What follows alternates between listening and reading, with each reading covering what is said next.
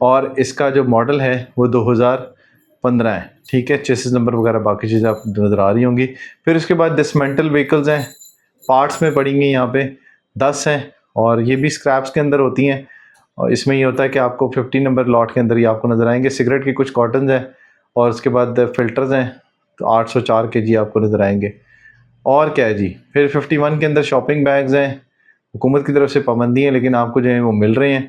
71 bags हैं, 1775 kg हैं। 14 roles हैं, 350 kg जो है वो आपको नज़र आएंगे। फिर आपको 53 नंबर के अंदर नज़र आएंगी पॉपी सीड्स पड़ी हुई हैं, 900 kg फैसलाबाद के अंदर। ये भी आप ले सकते हैं वहाँ पे जाके जी। फिर उसके बाद टोयोटा विट्स कार है, और इसका जो मॉडल है वो 2005 मॉडल है। कलर फिर नहीं लिखा हुआ, और ये जो है वो साहिवाल का सीज़र है, ये आपको नज़र आएगी यहाँ पे। एक गाड़ी यहाँ पे ये खड़ी हुई है। फिर उसके बाद 55 नंबर पे एक और टोयोटा विट्स कार है, इसका मॉडल भी 2005 है।